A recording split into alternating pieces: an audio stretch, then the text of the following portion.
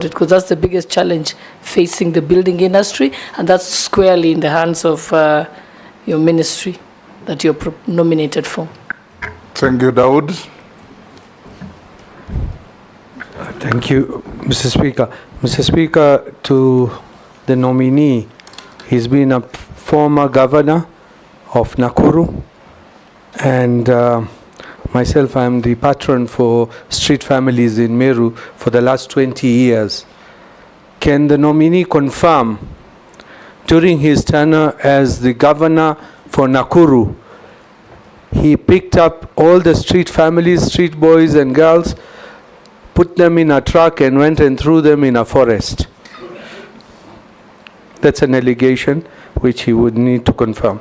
Secondly, I would want to ask the nominee, because he's going to, the manufacturing sector has remained stagnant for many years. It contributes 11% of the GDP. What measures would you take to promote the local manufacturing industry, because they are the backbone of this of country, in the sense that they can contribute more than what they have. The last one is domestic investors in the recent past have not given prominence as opposed to foreign investors, because foreign investors come, they get many incentives, tax incentives and other incentives, which are not available to our domestic investors. If you do get approved, how are you going to assist our domestic investors gain a foothold, because they do not have a foothold in this trade in the country? Thank you, Chair. Can you answer those? Thank you, Chair. I wish to start with the Honourable Majority as Leader. Chairman, not Chair. Thank you. With respect I'm sitting on a chair, but I'm the chairman. It's been long. I stand corrected. Go ahead. I wanted to respond. The issue of the contribution of industry to GDP has declined. But the truth also is that from independence to date, our economy has diversified. There are many things that were not there. For example, Kenya is among the top in geothermal in the world. Actually, in Africa, we are a case study. Sometimes when you're looking at industries, we don't see that as an industry. If you look at the flower export business, that's a whole industry unto itself. We are probably the fourth and the best in the whole of Africa. So sometimes when you're defining industry, we are defining it from the way we knew it then. But industry is very dynamic. Even the M-Pesa platform, it in itself is a whole industry, financial industry, that has completely reconfigured our economy. So I think as we move forward, and the banking industry, Kenya is not just an economy to itself. I mean, all these regional countries look up to Kenya. So I think sometimes when we say that our contribution has gone lower, it sometimes is taken to mean like we are stagnating. It is not entirely true. Actually, we are diversifying. The members are talking about the prism of manufacturing. Yeah. Yes. Yeah, and I'm also calling upon us to see manufacturing in the broader context. Yeah, actually, I would like to comment about the manufacturing, and I want to echo what the Emir has said. Personally, I was doing manufacturing industry area. I was doing manufacturing of vehicles, and we had to close down. And if you go to industrial area today, you'll find that all the godowns are closed down. So I think it's good to accept that there's a problem, and then we sit down, we involve all the stakeholders, and then we see what we can do so that we can now open those industries. Go on. That's a personal testimony. Thank you, and I appreciate. Yes. So I think the point is, do we have a problem with the growth of industry? I said where we started in the year 1963 and the sessional paper, and where we ought to be today, there is a clear challenge. The issue is how we can unlock that challenge. One of them, I said, was the cost of energy. The other issue is also getting into agreements that allow flooding of goods into the country, thereby disadvantaging our local people. The issue of taxation sometimes, without looking at the broader impact of that on the industry, becomes another bigger problem. I also wish to cite the issue of financing.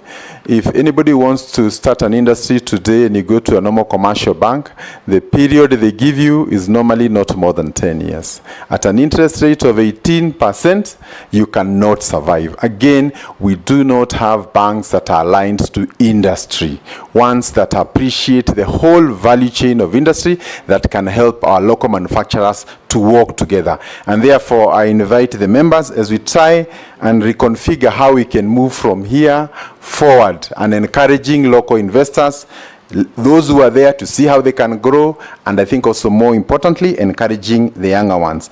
The majority leader also talked about the cottage industries. I think sometimes we overfocus on the big bulk industries.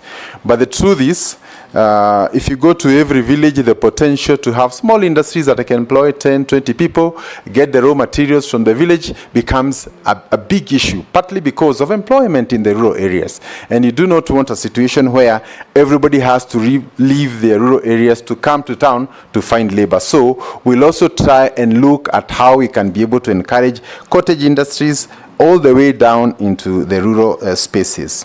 Then on the issue of sustainable industrial growth, I think it's also very important that we don't just seek to have industries that will come, create jobs for 1, 2, 3 years, and then from there, they are gone. And I think looking at Kenya's position with respect to sustainability, especially on energy, we have a big step that we've already made. But I think there are critical decisions that need to be made with respect to energy that would help us to overcome. The Deputy Speaker has mentioned the issue of clinker and companies that have now to import clinker at a higher level, which means some of them are actually on the verge of closing.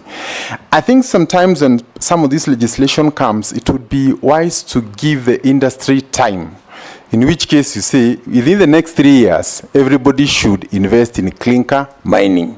So that if you're a local company and you know between now and then the duty will import duty will continuously go up by 5% or 10%, then it means you have to look for alternatives, and government can give them time. But some of these drastic decisions will send our local companies to the gallows. And if you look at the exports to our neighboring countries, without mentioning, cement is one of the big commodities that we are exporting, including steel. So when you come and also extinguish our companies here, we are also shooting ourselves within the regional export market. The Honorable Dawood has mentioned street children were rounded, don't know, taken somewhere. I think it is good to say that even if they are street children... It was alleged. Alleged. You remember, Lee? Yes, it was. That in an attempt to make Nakuru attractive and make it a city, you picked street children, some street families, put them on the trucks and went and dumped them in Embobot forest. That Mr. was Speaker. I'm saying, let me finish. Because you remember this matter came up in the Senate? Yes. And Embobot forest was said to be infested with hyenas and other dangerous wild animals, and some of those children were never found. Mr. Speaker, it is extremely wrong. I have used the word very advisedly, alleged. I also have many allegations about everybody else. So if it's about allegations, I think we can also come up with allegations. But I advise you not to lose your cool. Just answer questions. It's about my integrity. The way they are asked. We also have Yes, allegations, if it's yes. about allegations. Just answer questions the way they're asked. That's what Dawood asked. And I was making it clear to you because you remember this matter was in the House of Senate for quite some time. So go ahead and answer. If it is not true, even no is an answer. Even me, I said alleged. I didn't say he has done it. If you lose your cool, you will be unable to answer the next questions. I have faced worse situations, but I just wanted to say I have my conscience, right? I can never do that. And the unfortunate thing, including at the Senate is politicians who are there. And the people who are sponsoring it today, I think let's also be fair. You can't call a governor to come and answer to allegations put by their opponent who have intentions to go to an elective position, and then use that allegation later against him. If there are people, this country has the best intelligence in the region. We have never said even one name. So I think let us also respect the institutions we work for. And I would say for Kenya and for posterity, the opportunity to serve in these institutions should not be personalized for gain. Because I was there, Mr. Speaker, throughout that period. How come only those people are known by politicians? Which family has ever come out? So I think it's good to be fair and also respect the positions we have. So in short, Bwana Dawood, that is an act of fiction. Bwana Chairman, I don't have any interest in Nakuru. So I'm not a politician from Nakuru. It is alleged, that's what I said, we wanted a clarification. Yes. Governor should not feel offended. Yes. Don't apologize. Lee, an opportunity like this is very good for you to clear some of those things, not to feel slighted, because nobody is slighting you. You are being asked questions in good faith. Well taken, Speaker. Yes, Ferdinand? He has not finished. No, he has finished. Mr. Speaker, there was a secondary question. Yes. Mr. Chairman. Yes. There was a secondary question from Dawood. From Dawood. With respect to local investors feeling slighted, and sometimes when you talk about investment, we are largely perceived to be talking about foreign investors. And I think I want to identify with that. There was a situation where some local investors were looking for an appointment with an office, a big office in government, in the county governments, and they kept on looking for that appointment for 6 months, until one day they changed and said they are from another country. They got the appointment the following day. So I think we must agree, the first investors must be you and I, the people who live here in Kenya. And even if the foreigners are to come here, they will make a call to those who are already here. So good referrals mean everything. So Mr. Speaker, Mr. Chairman, I want to agree with Dawood that a lot must be done to encourage local investment.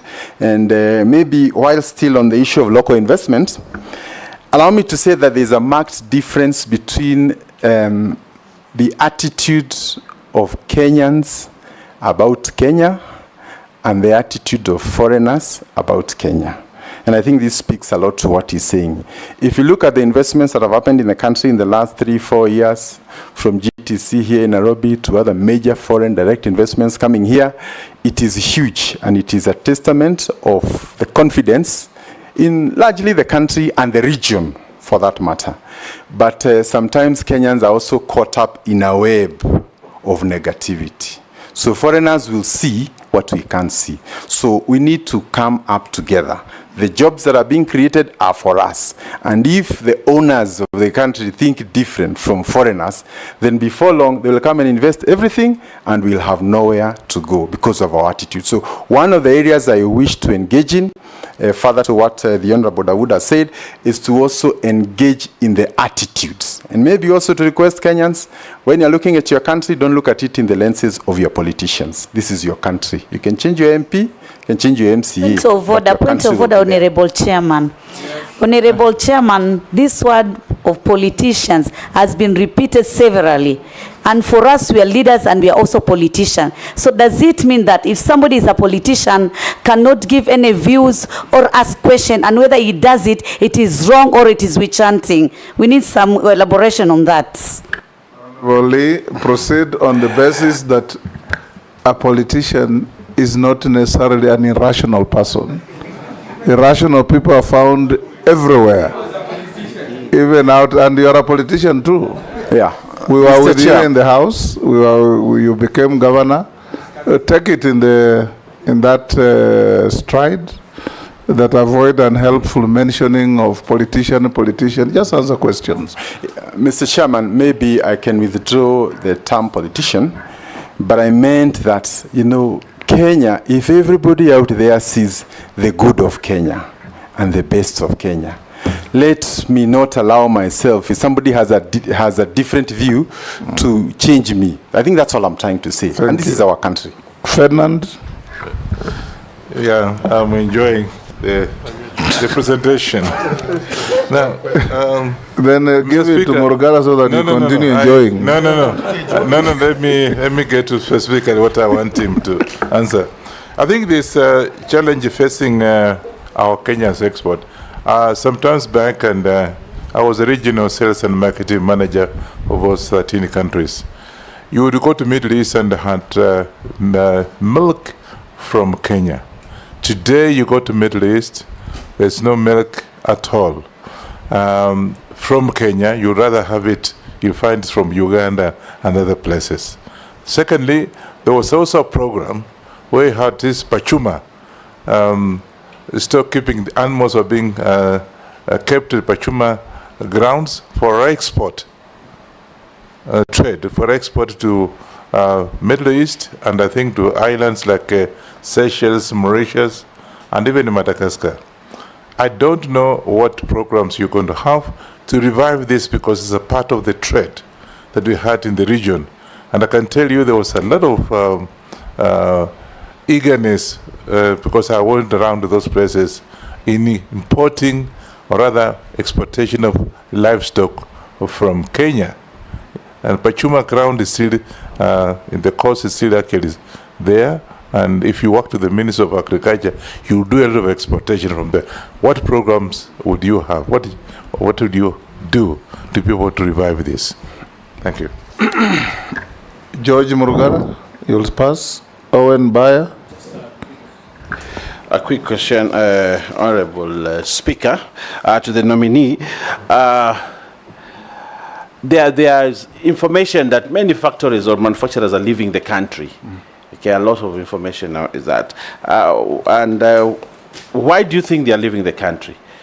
And what would be your plan to retain them in the country so that we can increase opportunities for young people, create more jobs, and also increase our GDP? The second one, KEBS, Kenya Bureau of Standards, is squarely in trade.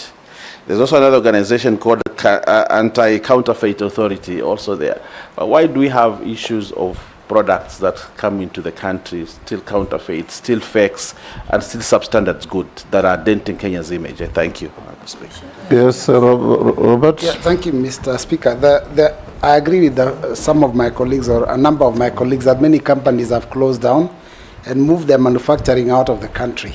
And I'm happy because I've heard you, enumerate some of the reasons why. One of them, which I want to add, is obviously the harsh business environment caused by the harsh taxation regime, and sometimes even the unpredictability of our tax policy.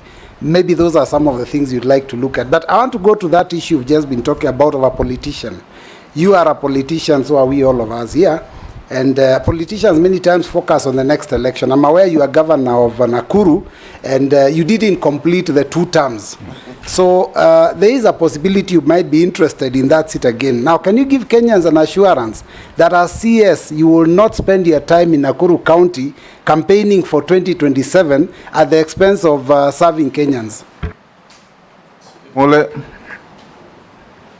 Thank you, Mr. Speaker. To the nominee, Honorable Lee, Kenya recently ratified the EU-Kenya Economic Partnership Agreement, which seeks to create and enhance market access to Kenyans' exports to European Union.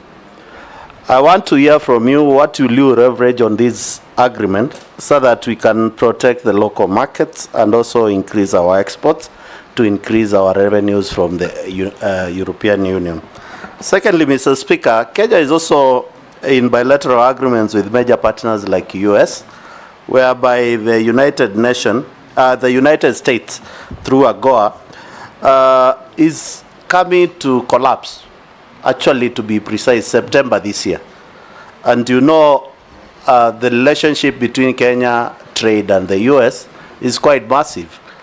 As the minister, coming, if approved, to come to this space, what will you tell Kenyans on their face who have been benefiting from business between US and Kenya, and what should we expect from it?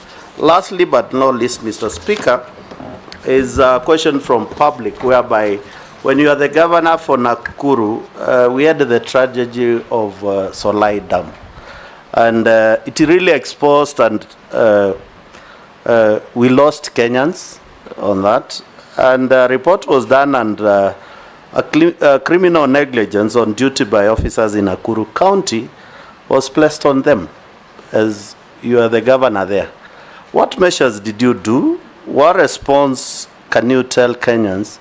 Are you going to be responsible with our trade, and it gets to the same strategies in this country? It is unfortunate, but what measures did you take to make sure that people were brought to book, and at least the county government, did they compensate those people? Thank you, Mr. Speaker. Mukami, we'll take some more. Thank you, Honorable Speaker. Honorable Speaker, I would like to ask our nominee the strategies he is intending to employ to boost the businesses of small-scale traders. Honorable Speaker, if you go to Kirinyaga Road, Nyamakima, majority of the small traders have closed down. I would really like to know, I would really like to hear from him what he's going to do so that we can bring those young people back to their businesses.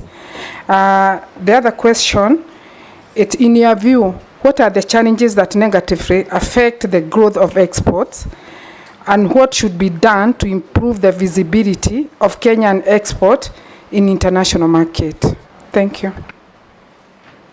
Yes, Lee, you can answer those. Thank you, Chairman. Allow me to start with the last question by the Honorable Member of Parliament for Nyeri. The issue of small-scale business people, I think, is a huge concern, both in Nyamakema and across all our urban areas. And I think, as I mentioned there earlier, the issue of cash squeeze, where a lot of suppliers have not been paid by government, affects the cash in circulation. And because most of them sell consumables or, those things you buy on the go, then it means when people do not have money, then that affects. So one of the areas I hope to be working together with the cabinet and the cabinet together with the CS for finance is to be the champion for paying all suppliers in government. If that money was to hit the accounts of the suppliers, there will be an immediate party in all these places we are talking about.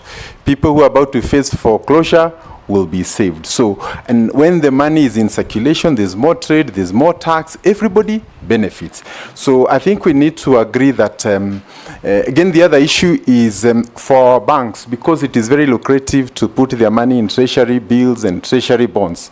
They don't want to lend to the small people. So again, there's no money in circulation. So let's agree that the small business people are suffering from the cash squeeze that is currently there. And everything must be done, even also by this House, to help us unlock that challenge so that we can give hope.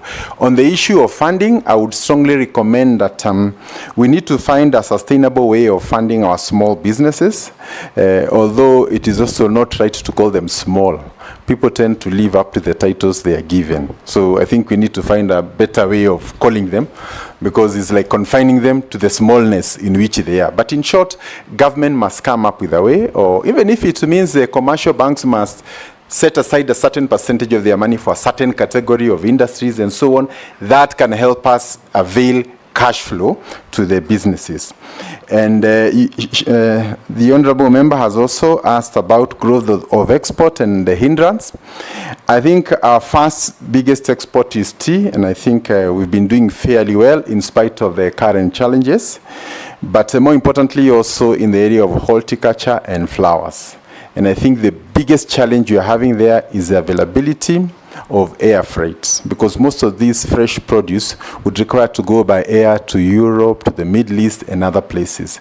So the constraints within the national carrier and other cargo airlines from Nairobi to all these destinations means that we cannot be able to expand that area. And therefore, I will be seeking to work with the Minister, the CS for Transport, to see how we can expand our cargo handling capacity, because that's an area that can grow within a very short time.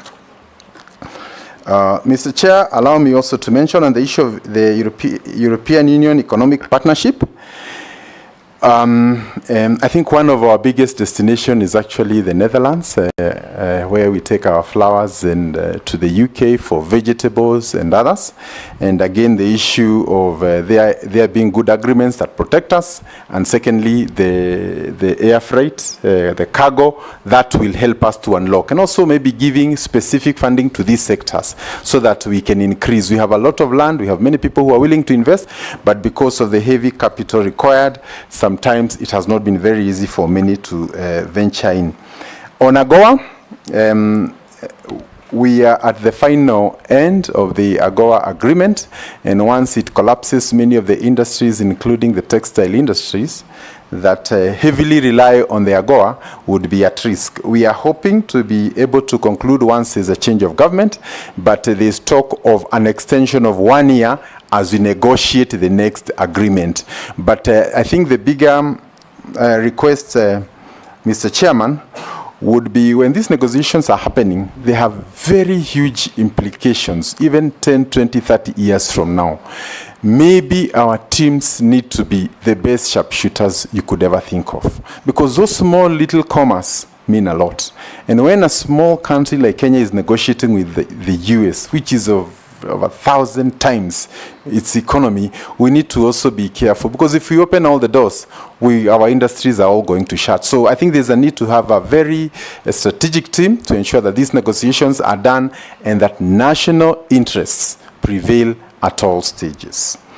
There was also the question of the Solai Dam and whether there was criminal negligence. Allow me, Mr. Chair, to say that indeed there was a tragedy in Nakuru. That was barely 2 months after I got into office. I got into office around, I don't remember whether it's 2 months, but it was a very short period of time. There's nothing much I would have done. I had barely settled, and this tragedy now comes. But out of that tragedy, a lot we have learned, including a disaster mitigation strategy for the county.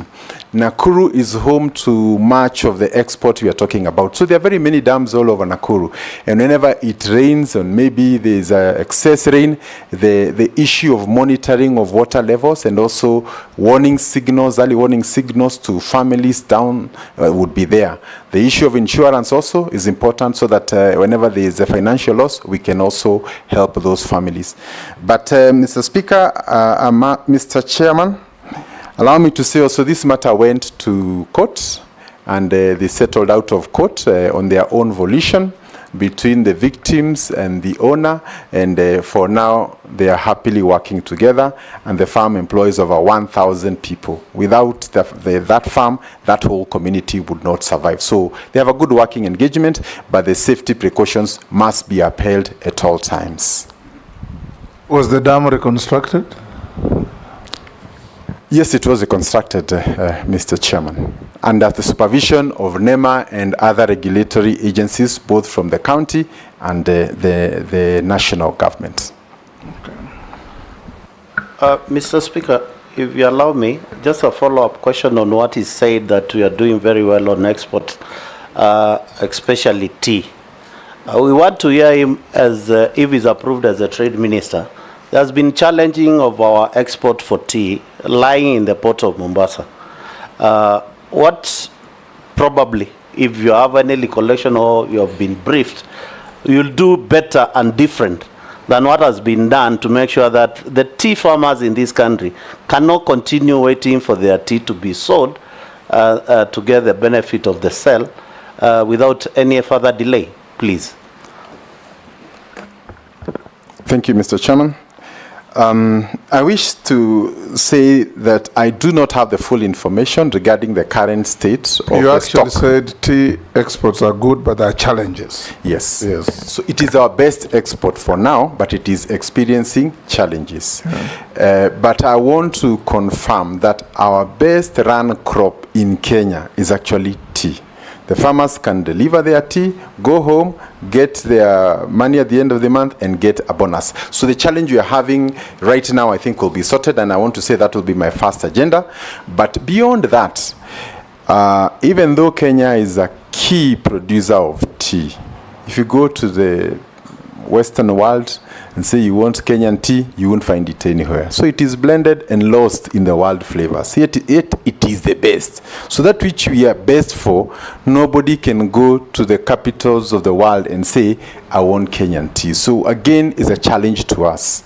I mean, today it is possible for me to open a shop in New York, another person to open in Amsterdam. We create this network so that we don't over-rely on the auction in Mombasa. Over-reliance on only one source of selling will create challenges in future. So we need to look for multiple options of selling, including direct sales in UAE and many other places. Thank you, Mr. Chair. No, you've not answered about milk export to the Middle East. Oh, you are silly. Yeah.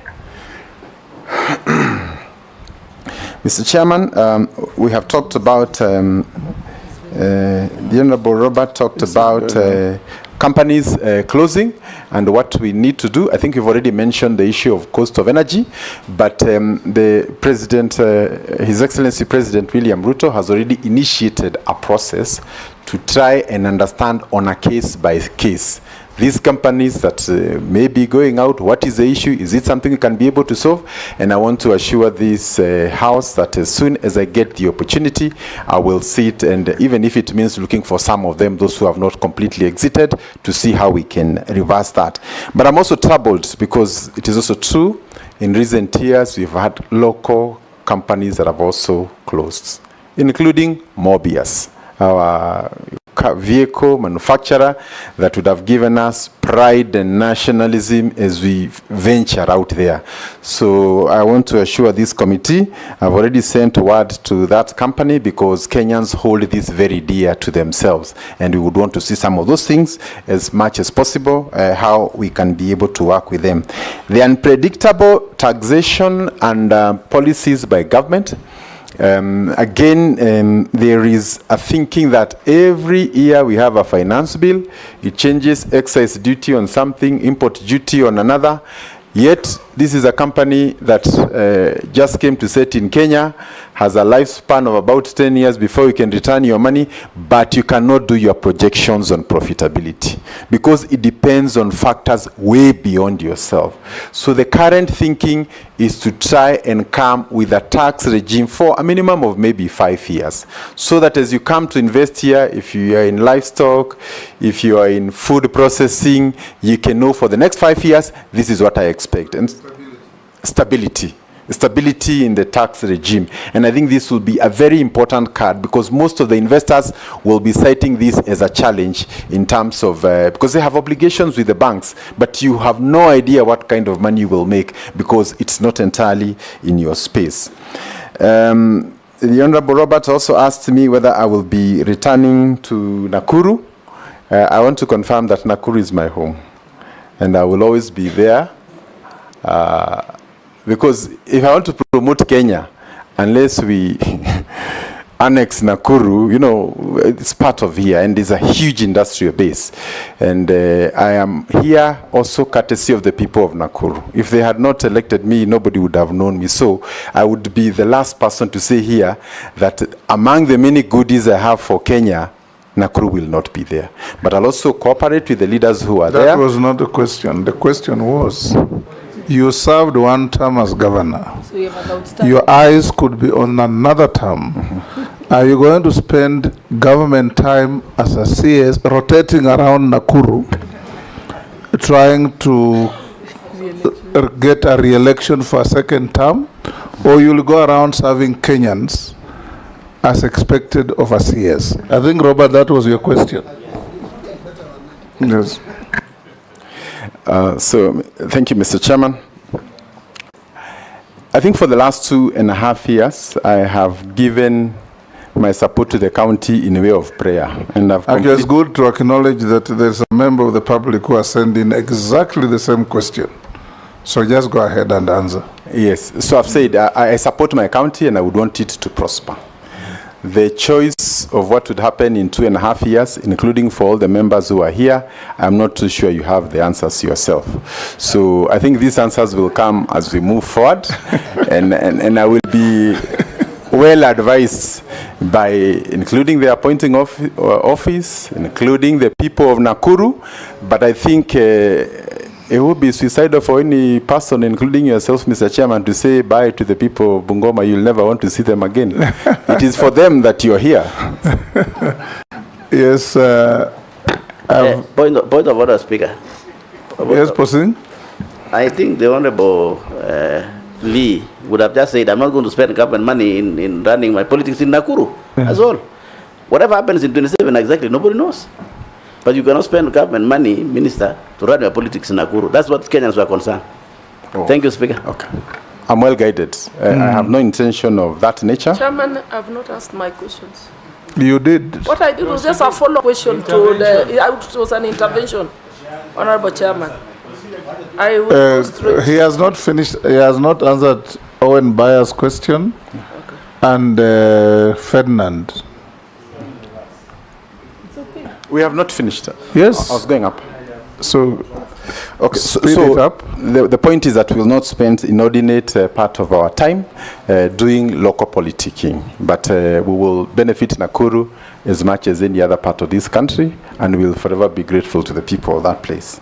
The Honorable Baye, the issue of people leaving the country, I think much as it is true that there are some people or some companies that have left the country, I would always want to see, I mean, is a door, there'll be always somebody coming and another one going. If we over-focus and create a perception, people are leaving Kenya, and the people who are saying that are Kenyans, we are also participating in creating a negative attitude about our country. So we need to say, 2 came, the 3 went. I mean, GTC was not here the other day.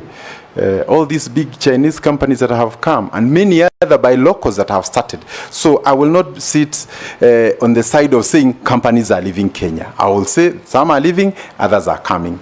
We have many pharmaceutical companies, including from the US, that are setting up at Tattoo City. Many others are coming towards our economic zones that we have already set aside. So I would not say that's not an entirely correct statement, but you have tended to focus on the exit while giving a blind eye to those who are busy coming to bring money and bring investment to our country.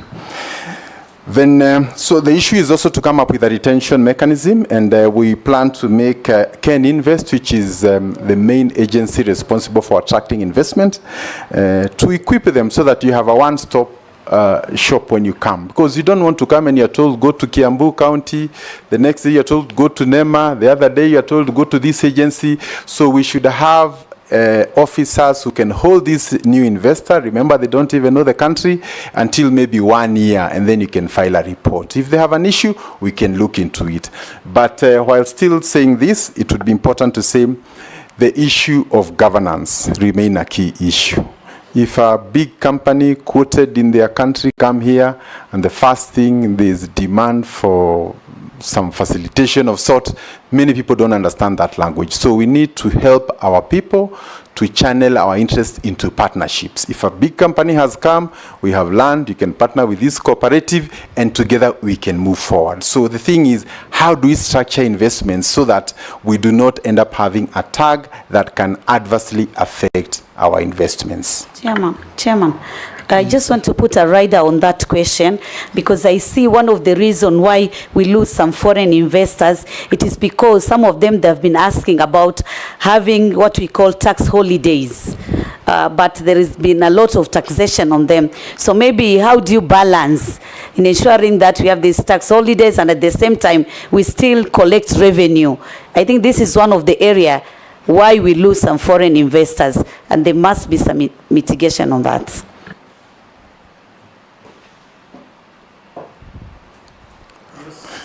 Thank you, Mr. Chairman. So while getting to that, there was the issue of KEBS and counterfeit.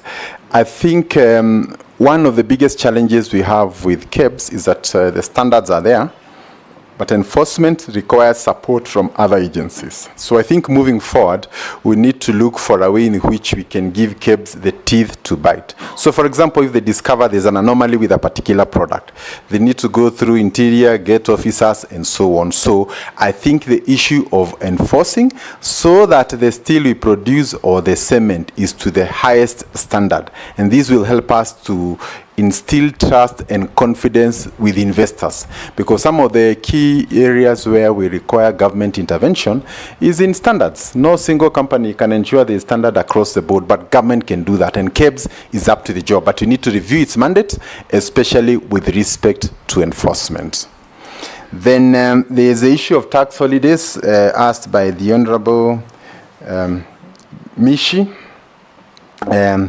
It is true that there are companies that come and do not strictly fit within our special economic zones or export processing zone, and I think some of these things can be looked on a case by case. But I think we also need to look at what would they otherwise be getting in other countries vis-a-vis what we are giving them, and ensure that at all times we are competitive. And I think one of the most important things is to learn how some of the major economies in the world operate. They have big companies, say if you talk of Korea and the Samsung, and the Samsung has over 500,000 employees, but has another over 200 companies that rely on it. These 200 are actually SMEs. So also if you're able to empower some of the mid-level, they will also come along with the small companies, and together we can move forward. And I think these are conversations we should have. And closely related to that, especially for foreign investment, is that there's always been an old debate. Even as you bring foreigners, you need to direct them which sectors to go. Because you don't want a situation where they come and put a butchery and a hardware next to one run by locals. So I think within our investment policy, we also need to ensure that we don't just attract investment, we also direct it where it can be most beneficial and protect our local investments. Then, Speaker, may I ask a question? Honorable Lee, one of the issues, you've talked about various strategies, but I've not heard you say anything about incentives to foreign investors, like giving them the land, giving them tax breaks. If you could just elaborate on that. Through the chair, I think also in the trade, in the Ministry of Trade, we have KEBS. So you are now just shooting questions without going through the chair. That's not our modus operandi, but go ahead, Mukami. Yeah, what I wanted to tell the nominee, in the trade, in the Ministry of Trade, we have KEBS. Yes. Those are the ones who are supposed to guide whoever is coming to invest in this country. But I was also thinking in future, we may think about the foreign investors who are coming here in this country. They must we cooperate them with locals to avoid whatever they are earning in this country. You know, like Chinese. We have a law on local content, don't we? Yeah. Yes. Okay. It's just enforcement. Okay, you enforce that. Yes. Mary, ask you a question. Thank you, One Chairman. question. No, Chair had not asked. Allow me, I'll not go to the preamble. I'll go straight, I have three. Chair, number one, we talked about dependency on imports, the substandard, the counterfeit, name them, that are impacting negatively on the local industries. My question is, we may even impose taxes to discourage importation of those substandard goods. We may even do whatever it takes. But what are you going to do as the minister if you nominee, you are approved to promote local content and encourage use of locally produced goods? Because if you do not change the mindset, then even if we do all that, that may be in vain. Secondly, with the high rate of unemployment, what programs for skills development are you going to support? Although I know that will cut across other sectors, education, the band, what have you. Because why are we producing graduates for opportunities that do not exist? If we do not need psychologists as a country, why are we continue to produce them? why are we continuing to produce accountants to come and stay at home for 10, 15 years unemployed from the time they graduated? I think that is also an area I feel you need to give us your thoughts as you take up the ministry if approved. And the last one is, for Kenya to achieve significant industrialization by the year 2030, and you've already alluded to this, we need to address the challenges in the manufacturing sector. High cost of production, deficits in infrastructural, infrastructure within the sector. And case among them is the sugarcane industry in the Western region. Those are some of the challenges that have been bedeviling that sector. So if we approve you, what are you going to do to address these challenges across? Thank you. Last, Naisula. Thank you, Chairman. Listening to the nominee, and even from his preamble, he seems to... You've talked to us about here, once you are nominated and appointed. Can you answer those? Mishi, you have a question? I thought you have asked. Okay, go ahead. You are a joyrider to many questions. No, thank you. You know that was somebody else's question, but I was just putting a rider on that. So go ahead. It was not and my ask question. Your own now, yeah, thank you, Honorable Chairman. Honorable Chairman, I understand the nominee was once the governor of Nakuru County, and during that time you facilitated the setup of the Bahati Industrial Park, which focused on leather and textile industry. My question is, how will you replicate this model at a national level, particularly by promoting the growth of the leather industry in regions where we feel that we have potential for raw material sourcing? I'm looking in the area like the Ukambani and even Northeastern. My last question, you also successfully attracted investment in this Nakuru Special Economic Zone. We are having what we call Dongokundu Special Economic Zone, and it is being established in my constituency, that is Likoni constituency. This proposal has been there for the previous two regimes.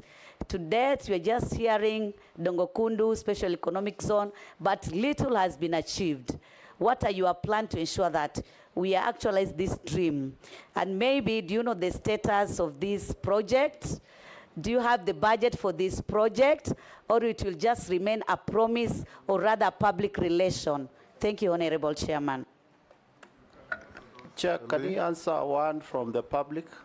Just one. Let him finish that first. Okay. Thank you, Mr.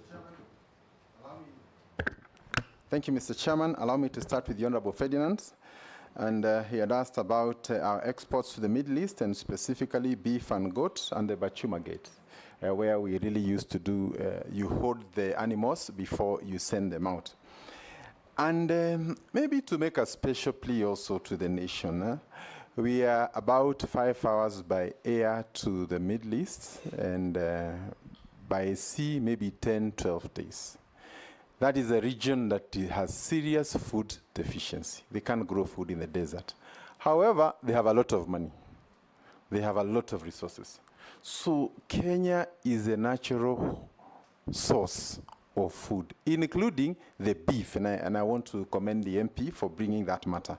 So some of the issues that have been conversed previously, including hindrances to opening those markets, include diseases. So we send our beef, our goat, and all that, and when it gets there, we are told it has this problem. And the biggest challenge is that when a particular disease or traces of a disease are found, they will not say it is from exporter X or Y. They will say it is from Kenya. So Kenya is one source. So if we also don't clean our market, so that we say we need 500,000 goats every month, and that can keep all these pastoralist areas busy for the whole year. So I think we need a better communication so that people understand for what reason are we recommending. And then also for diseases, if I don't take care of my animals, and you take care of yours, as soon as they interact, the same problem will come back. So I think we need an honest conversation, and unfortunately, you have food coming from very far to the Middle East, and we are just next door. and our young people are living here to go and work there as house girls and other jobs. Yet they can work at home, stay in the comfort of a family, and be able to earn a good living. So I think there is a bit of need to change those dynamics. The Honorable Ferdinand, I also wish to inform you that the President, together with the whole team from the ministry, is currently in the UAE for signing of a trade agreement. And these are some of the issues we'll be looking into. And I want to call upon members of parliament and the country at large to align ourselves now to the market. In fact, we are getting to a situation where the country has secured more markets than we can supply. You know, so if we can't supply those markets, the bigger question will be, should we be looking for more markets or go back mashambani and create the products that we need? And I think this is really where we are. Even avocado and many of the other products, the issue is now being able to create that value chain, the logistics for export, and getting our young people to benefit from that. And closely related to that, the issue of engaging our young people. Excuse me. I just want to inform the nominee, Pachuma was a holding ground. Yes. That's what it is. So treatment, what have you? Then after that, we'll export the animals, live animals, which are actually healthy. Isn't that what he said? Yeah. It's a quarantine. It's a quarantine area to drench diseases, then export. Yeah. But Lee, do you want to continue exporting live animals, or you do value addition here and export the beef, so that you make good the hides, make good the hoofs, the bones, the horns, which are also products for trade? Mr. Chairman, I want to confirm that if now the conversation is whether it is alive or dead, then that's a good conversation. But first, we have a deficit in the number of animals that we can be able to provide for the market. Then now we go to the next level where we slaughter. But again, it's good to say in some markets, they prefer it alive. And as long as they are able to pay the price that compensates for all the sub-components, I think we will try and go on a case-by-case depending on the market. But my submission is that the world has a food deficit, especially those who are close to us. We have the benefit of very good young working population, educated, ready to do everything. In fact, some of the creativity we have seen in the social space, if it was converted to selling beef, to selling Masai Mara, to selling our tourism, to doing the next big movie about Lion King, this country would change. So we just need to reconfigure ourselves, but you have all that it takes for us to progress. Mr. Chairman, I think I've answered the Honorable Ferdinand. On the issue of the impact, the Honorable Mary, the impact of imports to the local market and the damage thereof, I think we've already said this. You know, I mean, there's no country that will allow unmitigated flow of goods to come and compete with its own industries. You know, that is completely unthinkable. And it is for that reason we have requested that for any legislation that touches on taxation, both reducing imports or increasing our exports, there should be a broader conversation and ensuring that our national strategic interests are actually taken into account. On unemployment and skill development, I think this is also a very critical question. Other nations in the world, for example, China, when they decided that they want to become a major industrial nation, they targeted certain skills. And today, China produces 1.5 million engineers every year to align to its industrial agenda. So again, we must look at our education, what do we need, and where do we direct our young people. I have looked just at my own small research, and most of my nephews are all doing IT and ICT and coding and all those things. So expect a long season of coding by this generation. So I think it's also important we try and align our universities with the needs of the nation in the next few years to come. I suspect I'm through with most of the questions. The Honorable Naisula. Will we take off tomorrow? I think the answer is yes. And I think that the big issue is, first, can we agree there's a problem? And once we agree, diagnosis is the most important part. If you've agreed on the diagnosis, then the rest is easy. And I want to submit that probably the sectors that can turn around the economy, in my opinion, is largely in the area of trade, especially on exports. Recently, I listened to the Minister for Finance talk about the huge obligations we have in the next 3-4 years. $2 billion, $4 billion. Where will that money come? If we engage in these exports and we get serious to the extent that our young people are engaged back at home, this is not something that should worry us. But if we continue as we are, then we'll have a major crisis in the days to come. So we really need to declare export a national priority in view of the obligations that are ahead of us.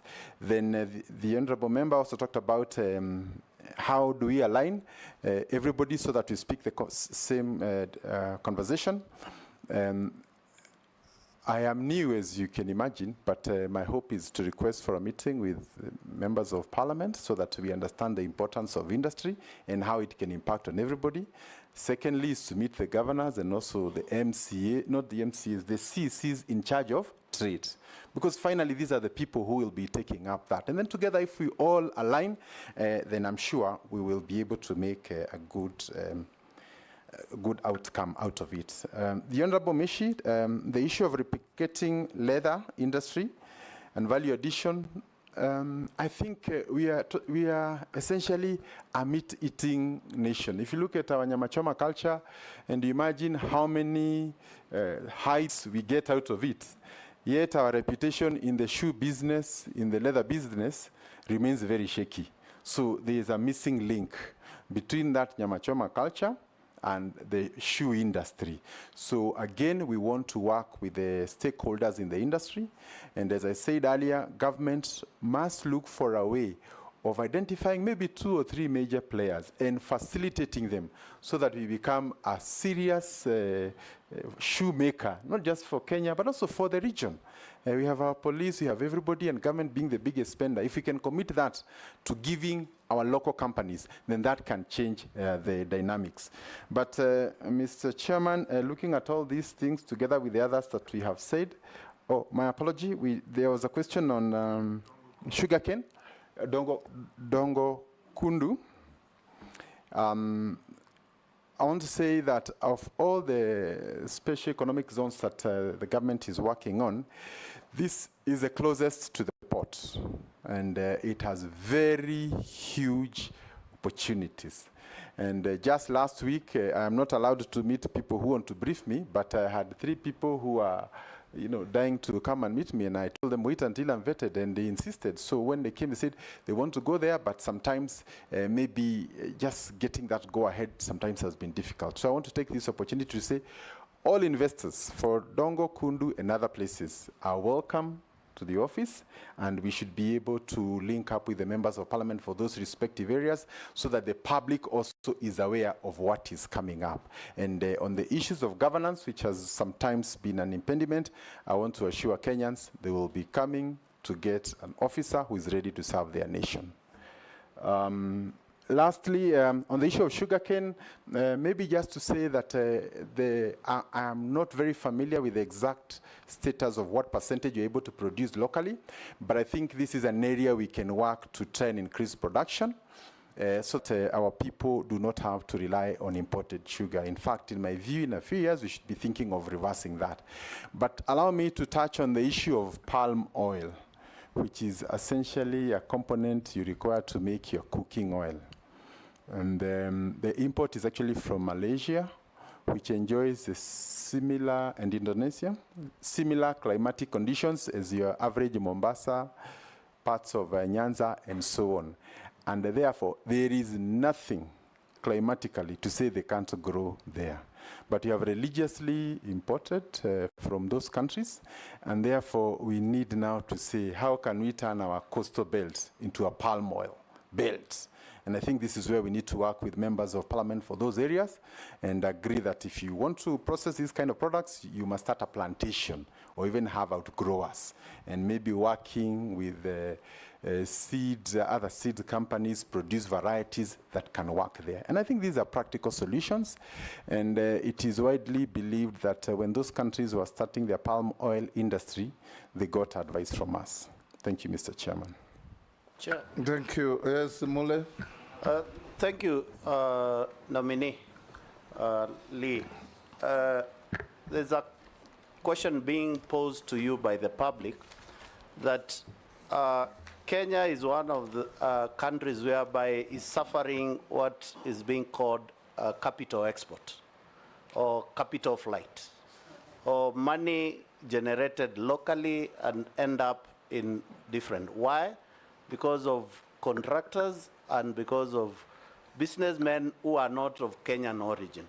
So the public is asking, as a minister if approved for investment, trade and industry, what are you going to do to reverse this norm? Because it has really impacted our economy badly for the last several years, whereby people come and do business, get paid using taxpayers' money. Are you asking a question on behalf of the public? Yes. Or you are making a speech? No, I'm asking on behalf of the public. Okay. Yeah, and I stated very clearly. Okay. So the public want to know, what are you going to do as the Minister for Trade Investment to make sure that we stop this capital export? Please. Thank you. Can I ask on behalf of the public just one question? Yes, very one. short. Okay. Thank you, Honorable Speaker. Honorable Speaker, to the nominee, you know the history of retail business in this country. We had Uchumi, it collapsed. We had Nakumatt, it collapsed. We had Tuskys, went the same way.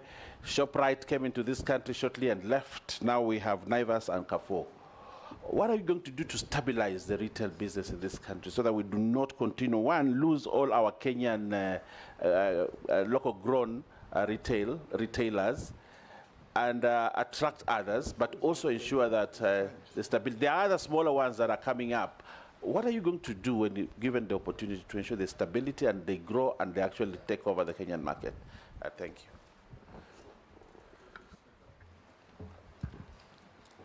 There are two questions from members of the public. One is that in 2018, during your tenure as the governor of Nakuru, there were concerns raised about your office spending 43 million on foreign trips. As nominee for Cabinet Secretary, how will you ensure a balance between conducting necessary international and regional trade engagements and maintaining transparency and cost effectiveness as you use public resources? The second one says, East Africa breweries has of late been accused of outsourcing basic services such as transport, distribution and warehousing to their partners in foreign nations at the expense of local Kenyan-owned players. What measures will you put in place to immediately put this to an end? Yes, Lee, can you respond to the question by Honorable Mule on behalf of a member of the public and the two from the Deputy Speaker? Thank you. And from Owen Bayer. Thank you.